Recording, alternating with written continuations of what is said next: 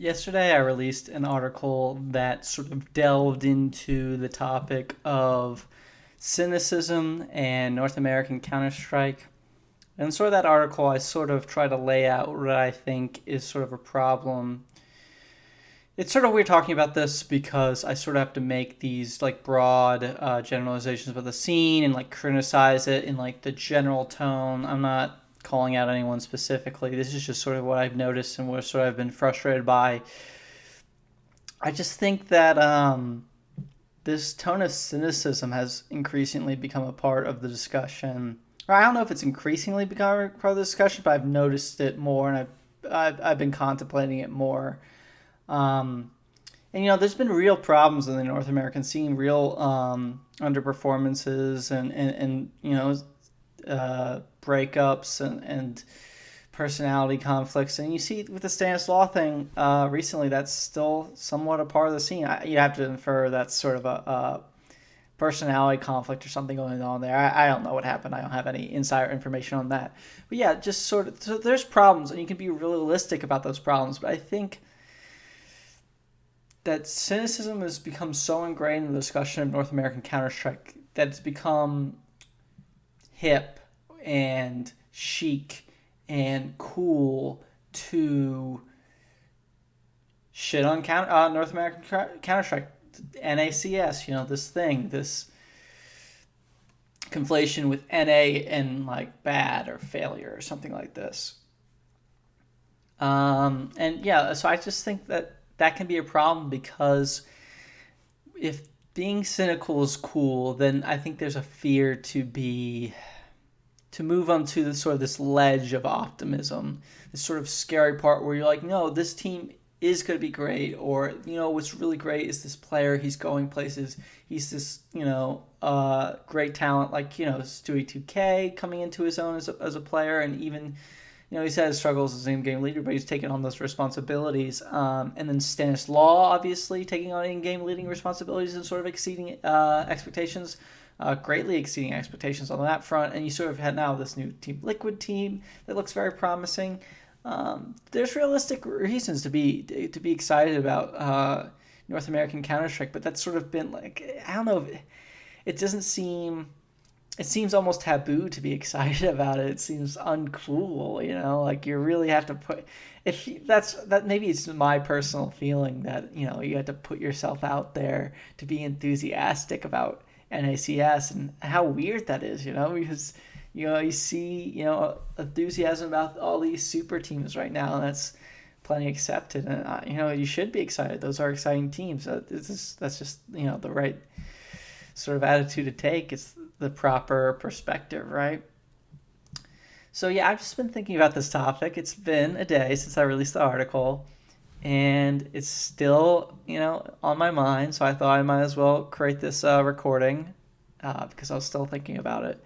And yeah, just for this recording, yeah, it's just sort of like a disclaimer. I'm gonna sort of go into like non-esports topics, and I'm gonna talk about sort of like this at the broadest level, this sort of uh, opposition, these opposing forces between overt cynicism and more limited optimism, and the uncoolness of optimism, and talking about that in like general media content, and then try to go down to esports and maybe down even further to Counter Strike, and sort of lay out where I think this comes from, and if there's any validity to this. So I guess I should start by talking about where this idea sort of first was implanted into my mind. I watched this movie the other day, maybe a week or two ago, The End of the Tour, which is like a Jesse Eisenberg, Jason Segel movie, where, it's a movie about David Lipsky, this writer from Rolling Stone, interviewing David Foster Wallace, a famous writer, on this like road trip thing. It's a long interview, and it's just sort of smart people talking. That's sort of the hook, right? Anyway, yeah, it just sort of got me interested in the guy David Foster Wallace because he's like an interesting character. He's a very venerated writer. I've only written like read just a very small amount of his work before, just a couple of essays. So I was just sort of interested in the guy. And if you listen to any interviews with this guy, any of these old interviews, he's dead now.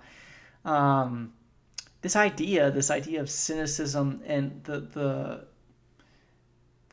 cultural, acceptance, the increasing cultural acceptance of cynicism versus sort of this declining, sort of optimistic, nuclear family, holistic worldview. He talks about this a lot. This is a very, common idea in his work and his writing, in his interviews and his thoughts, I would assume. So yeah, that's where I got the idea. And yeah, I thought I'd just talk about, like, if you look at what's really popular even today, the really popular, like, talk about television shows, like the cultural landmark. I don't even want to call it, like, maybe like even like the zeitgeist, conforming, the zeitgeist setting. I don't know about that word. It's sort of a weird, fun word. Yeah, those sort of shows. Let's talk about Game of Thrones, House of Cards, Westworld, Breaking Bad. I mean, that's a few years past now, but these sorts of shows, these are what's extremely popular at the moment. And if you look at those, if you think about those shows, if you look at them, process the information on the screen and think about it, I think you'll realize that they're very, very gothic productions. The aim of those shows, or the tone of those shows, does not propagate a feeling of confidence in the human condition, the inherent sort of goodness in mankind. It's quite the opposite, right? It's about people, these sociopathic people, taking advantage, or taking these very drastic measures, these violent measures, to take advantage over these poor people, and drug-addled people, even in shows like Breaking Bad in the first season of House of Cards, and yeah, that sort of thing. These sort of weak people, these sort of monsters, right, running around and backstabbing each other, and conniving, and ruining the lives of everyone around them, and the world at large in Game of Thrones and House of Cards, right, just to meet their own personal ends, right? The realm in Game of Thrones isn't really considered. It's all about or not my personal advancement, but the specific characters, specific advancement, whether that be Renly or Cersei or Littlefinger or whoever, right? It's this sort of perspective, this sort of idea is being, promoted. So, I mean, there's obviously some validity to David Foster Wallace's argument there. I mean, if you look at those shows, I think, I don't know, I can't think of a specific very popular television show right now that's very optimistic and very congratulatory or wholesome, or promotes a very healthy perception of humans. And this all sounds sort of very broad, I know, and I feel a little silly even talking about these things in these broad terms. But yeah, I don't think these shows exist. I think in David Foster Wallace's time, the best counter example, I'd say, would be Forrest Gump, which is about, a simpleton guy who gets everything. He gets love and fame and money by just sort of steadfastly going through life in sort of like a very early American, like Thomas Paine, or later like Emerson, sort of like tradition, like, self-reliance and that sort of thing. And that's sort of, the opposite to the Game of Thrones, House of Cards thing, where it's all about taking advantage of people and, conniving and uh, you know, climbing your way through the top by throwing everyone else down, the ladder, that sort of ideology, right? So like Forrest Gump's like a very, but I think I think that movie or a movie like Angels in the Outfield or something like this. These very Christian, very no that I wouldn't know if I don't know if Forrest Gump is Christian, but like these very Christian movies or these movies about these, like a very uplifting movies. These sort of I think are popular in their contrary, popular in their antagonism to the cultural norm, and they'd be very successful. I mean, if you look at another piece of media recently, La La Land, that's a movie that's very much about romanticism and enthusiasm and nostalgia, and it's all about venerating these forms of media, whether that be jazz or movies. Well, I mean, I guess the caveat for that one is these are old things. These are not the new things. The old things are the good, and I guess that and maybe that sort of hints at sort of this idea that the modern stuff is shit, and sort of more cynicism. But this movie does promote the idea that media and content and these cultural landmarks are cool and interesting, exciting, or something worth being a part of. And that's sort of the opposite to something like a David Letterman, who is always sort of cynically, he has a sort of a late night talk show, if you don't know, and he's always sort of like cynically assessing. Is he off the air now? Is that who Colbert took over for? I don't know these things, but yeah, he's sort of cynically assessing the common culture, and he's always sort of making fun of it. And that's sort of the cool thing to do, is to mock these sort of landmarks, right? Maybe like the Harry Potter movies, these very common things, maybe like Star Wars, or like big popular shows and movies, pieces of culture. But the thing is, you have to like watch these things and invest time into them to understand the jokes. So, like, what is this like David Letterman like sort of cynical ideology really? Like, it's like paradoxical, right? Like, the thing that you value and put time into, like you're also outwardly dismissing and saying they're stupid and dumb, and I'm above them, so yeah, there's sort of that tension there. And I think that segues nice into esports, because on one hand, there's this thing where we want to hype esports as the next big thing. It's going to be bigger than the NFL or whatever, and we always want to paint it like two masterminds, if it's a 1v1 game, going at each other, these vibrant different sides playing this great mental, technical sort of ballet, right? We want to paint in these sort of large, broad, not broad, but inflated terms. But then on the other side, there's all I've heard this phrase a lot by people that, like, esports is a joke, like that phrase, that, where it's sort of adolescent and not ready yet, and that we're living off a hype, and there's nothing inherently backing. It's all a house of cards. To tie those two ideas together. So there's these two sides of it, and you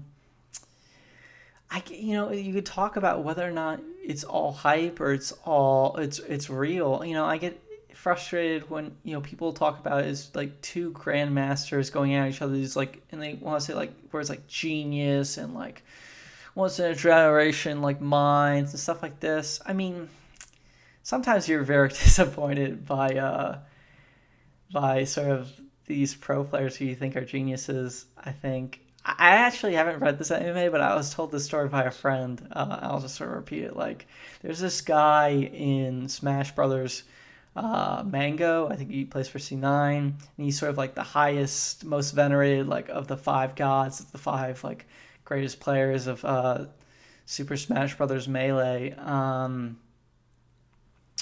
and he's seen as a guy who's like really good at like reading the game, like what his opponent's about to do, how to respond, and what's the like how to predict, and sort of like this very mental game, right? And like he did this AMA, and you think he's like, oh, he's gonna give all these great answers. That it's like brilliantly explains like the nuances of the scene, the game.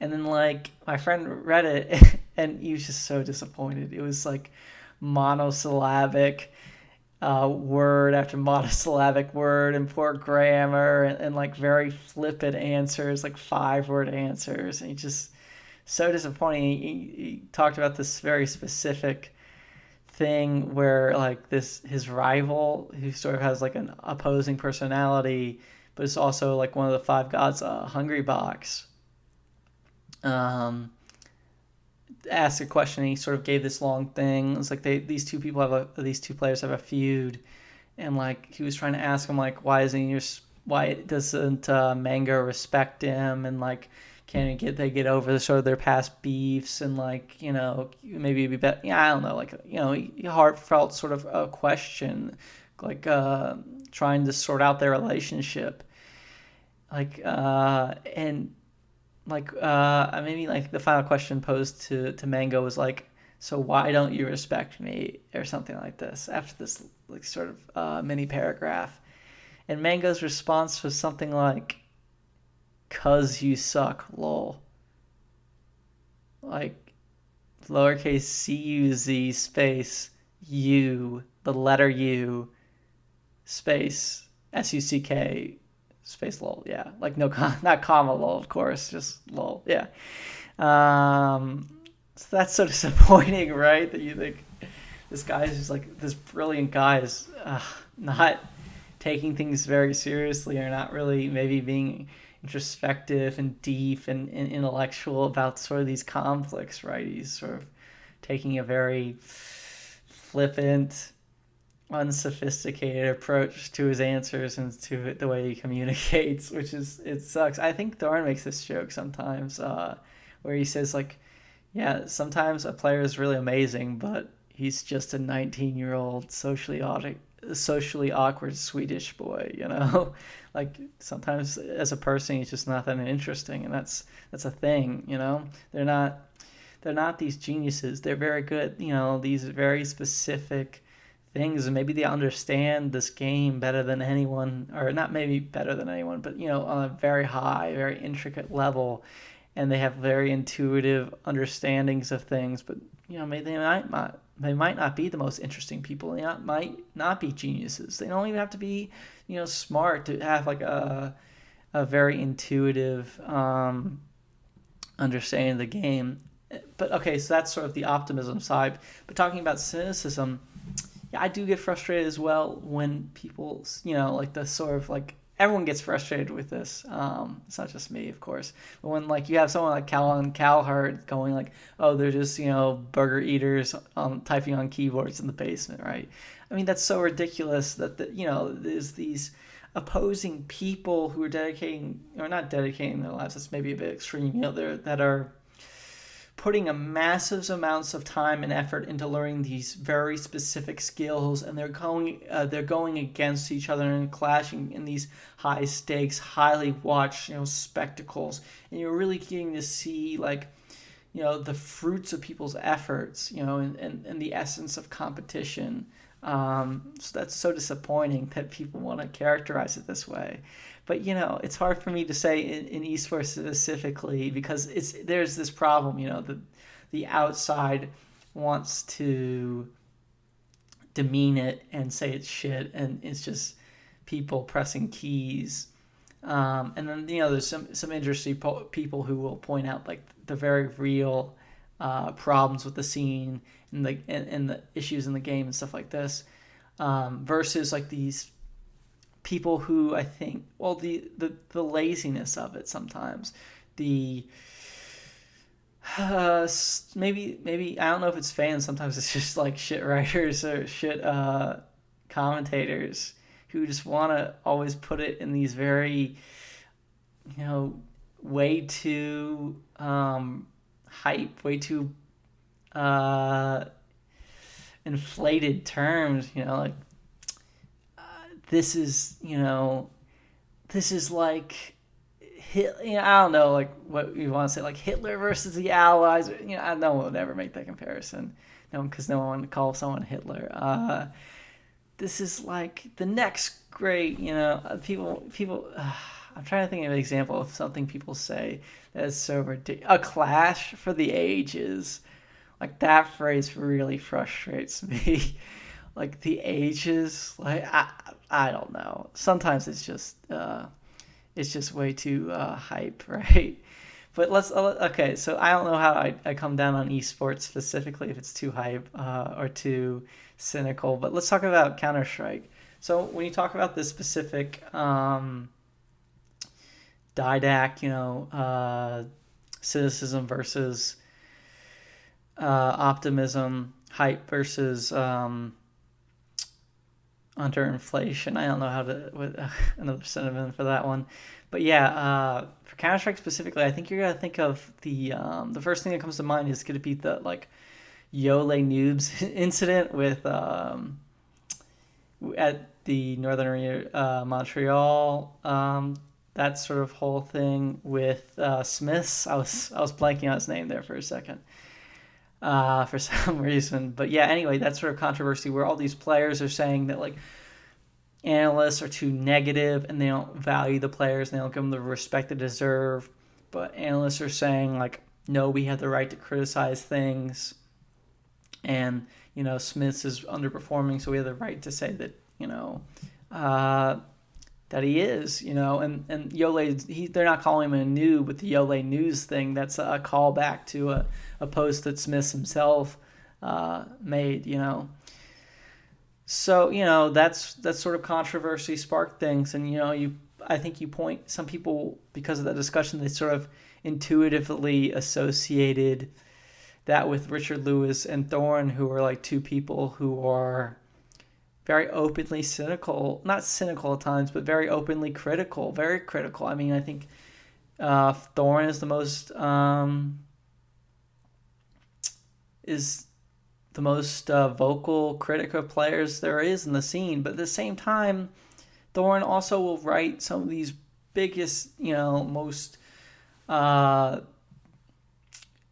laudatory pieces, where he tries to expand the conflicts between teams, and not in a cringy or false way, but in a way that makes sense, like to this mythic level, to this very heightened sort of universal sense. And he tries to say about how great these players are and capture the greatness of these moments, while also doing the same thing, doing the opposite, I should say, and criticizing very harshly players who underperform, calling them, shit, or, check collectors or whatever, that sort of funny stuff. So yeah, no, I think there's a lot of tension there, and people, I think in Counter Strike are always sort of battling with, is it too cynical, or everyone I think wants to say they're realistic, but I think at times, yeah, we get in these modes of discussion, and especially like I said before with North American Counter Strike, how it's sort of, I think, tends too far towards cynicism, and people are don't want to become uncool by expressing their enthusiasm, right? So there's this tension in CSGO, and it's just sort of this sort of tension in CSGO generally in North American content, and my own content is sort of bubbling to the surface. Listening to David Foster Wallace's remarks, I try to write pieces that are engaging and try to portray sort of the accomplishments of players and their stories, and try to really contemplate the greatness of the things that they do. Like, I wrote that thing, CSGO, Stewie 2K, the CSGO Syphisis, and stuff like earlier TSM and Optic, the Maybe Monsters. And I was sort of halfway on that one. Optic turned out to be pretty good, right? For a moment. But at the same time, I try to acknowledge in articles like North American Counter-Strike is tragic that there is sort of these fundamental failings to the scene, and the same patterns repeat. But it's just thinking about this battle, this sort of spectrum between the two extremes is sort of a very interesting thing to think about. And I've just been sort of enthralled by it, I guess, which led to this recording. Like, what's the line? As even you as you the listener, as a writer or an analyst or a Reddit commentator, or a guy who just listens and occasionally tweets about things. Like, how cynical is too cynical? Like, how important is your tone? Do you believe, like, shouldn't you believe in the grandness and the greatness of the scene? And are you too often promoting sort of this very cynical, negative view of the game and of certain teams, despite their success? So this sort of topic is just sort of interesting to me, and I just sort of be curious if people would leave comments and sort of like try to figure out, like, is the ratio, if they think the ratio is skewed one way or the other right now, or if they think their own personal sort of comments tend to lean one way or another. There's an interesting comment in the Reddit thread in my article where someone was like, "Yeah, I think I have been too pessimistic." So I just sort of be interested in hearing those sorts of things. All right, that's it for the recording. Thank you.